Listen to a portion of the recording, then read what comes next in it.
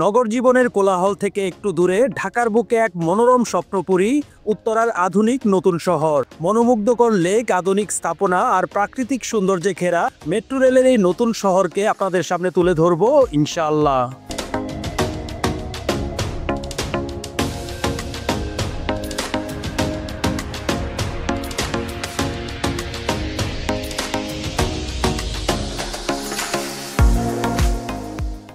বন্ধুরা, দাঁড়িয়ে আছি বিআরটি প্রকল্পের উত্তরাটঙ্গী যে ফ্লাইওভারটি আছে সেই ফ্লাইওভারের উপরের অংশে।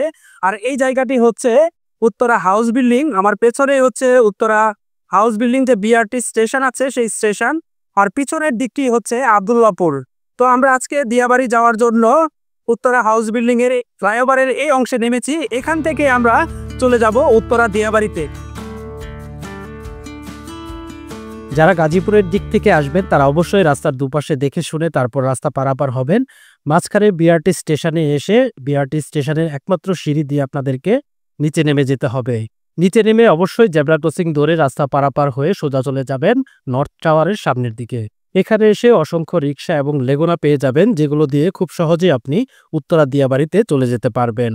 এক্ষেত্রে লেগুনা দিয়ে গেলে জনপ্রতি ভাড়া পড়বে 15 টাকা। তারা নামিয়ে দিবে উত্তরা উত্তর মেট্রো রেল স্টেশনে। তাছাড়া বিআরটিসি শাটল বাস সার্ভিস রয়েছে, আপনারা চাইলে সেটি দিয়েও যেতে পারবেন। আমরা লেগুনার সামনের সিটে বসে চিরচেনা সেই সড়ক ধরে ছুটে চলেছি উত্তরা দিয়াবাড়ির দিকে।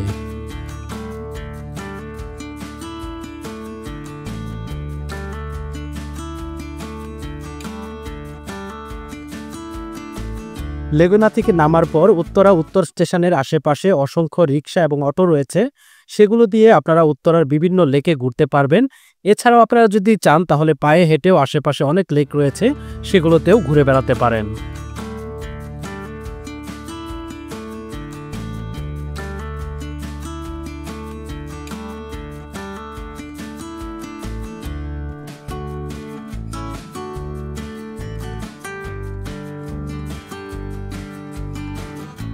বন্ধুরা, অবশেষে আমরা চলে আসলাম উত্তরা সেন্টার স্টেশনে। পরিষ্কার পরিচ্ছন্ন, খুব গোছানো গাছানো একটা স্টেশন। এই স্টেশনটি দেখে আমার খুবই ভালো লাগছে। আর আপনারা যদি দেখেন, এই পাশেই হচ্ছে উত্তরা সেন্টার স্টেশনটি।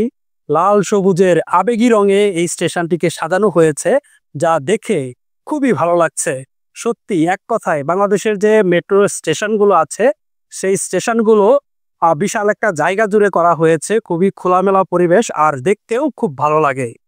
তো এখান থেকে আমরা চলে যাব এর পেছনের অংশে। সেখানেই রয়েছে লেক এবং কায়াকিং বা আপনাদের খাবার দাবারের ব্যবস্থা, সবকিছু এখানে আছে। আর এক কথায় বলতে গেলে ভালো একটা সময় কাটানোর জন্য যে জায়গাটা প্রয়োজন, খোলামেলা মনোরম পরিবেশ, সবকিছুই আছে এই স্টেশনের ঠিক পেছনের দিকে। তো চলুন সেদিকে এখন যাওয়া যাক।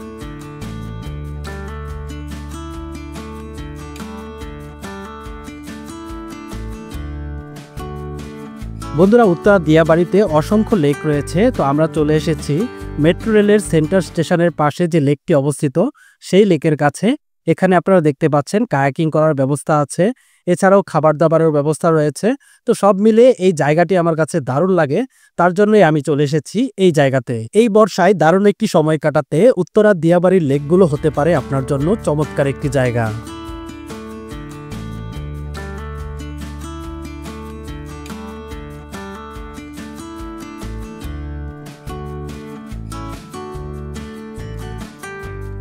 বন্ধুরা, অবশেষে চলে আসলাম আমরা সেই লেকে।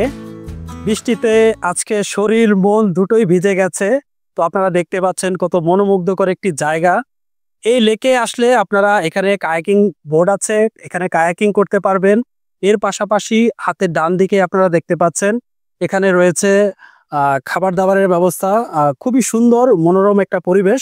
এখানে বসে বসে আপনারা খেতে খেতে এই লেকের সৌন্দর্য উপভোগ করতে পারবেন। এর পাশাপাশি এর যে চারপাশের পরিবেশ আছে সেই পরিবেশটা ঘুরে দেখতে পারবেন। আর এই লেকের পেছনেই ঠিক আপনারা দেখতে পাচ্ছেন রাজুকের অ্যাপার্টমেন্ট ভবন, যা এখান থেকে দেখতে খুবই সুন্দর লাগছে।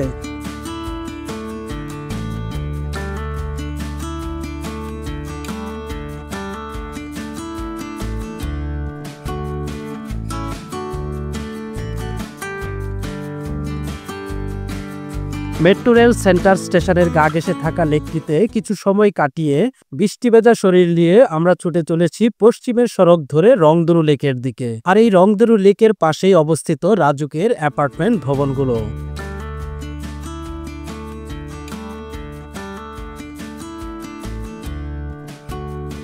বন্ধুরা, উত্তরা আসলে উত্তরা যে রাজুকের অ্যাপার্টমেন্ট আছে সেই অ্যাপার্টমেন্ট এবং এর চারপাশের এলাকাটিকে মানুষ উত্তরা দিয়াবাড়ি নামেই চেনে। তবে এখানে কিন্তু একটি গ্রাম রয়েছে, ছোট্ট একটি গ্রাম।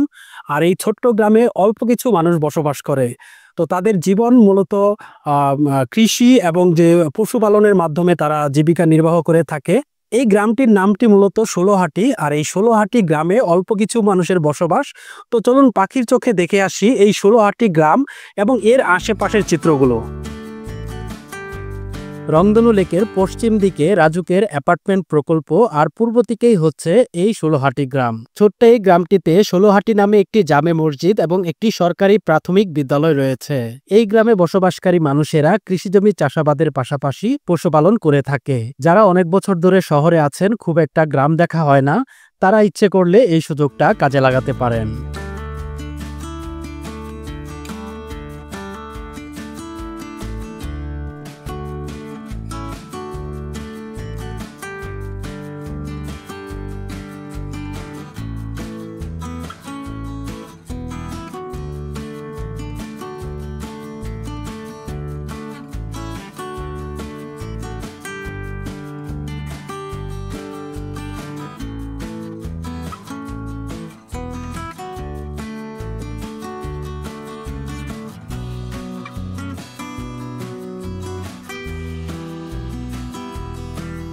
রংধনু লেকটি দীর্ঘ একটি লেক। আর এই লেকের পাশে রয়েছে বিনোদনের নানান ব্যবস্থা, খাবার দাবারের ব্যবস্থা। তাছাড়া লেকের আশেপাশে অনেকগুলো নার্সারি তৈরি হয়েছে, যেখান থেকে আপনারা বিভিন্ন গাছের চারা সংগ্রহ করতে পারবেন।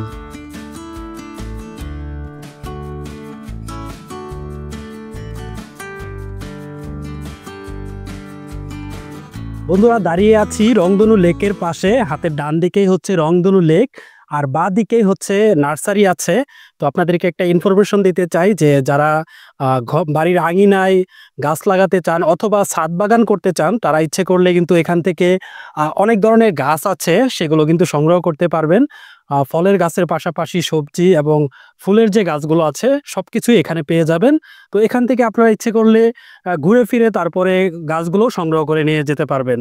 বন্ধুরা, আমি এখন রংধনু ব্রিজের পাশে একটা নার্সারিতে আছি। আর এই নার্সারিটির নাম হচ্ছে মায়ের দোয়া নার্সারি। তো এই নার্সারির পরিবেশটা আপনারা দেখতে পাচ্ছেন, খুবই সুন্দর, চমৎকার একটি পরিবেশ। আর এখানে প্রায় সকল ধরনের গাছ আপনারা পেয়ে যাবেন, ফুল, ফল, সবজি সবকিছু এখানে পাওয়া যাবে।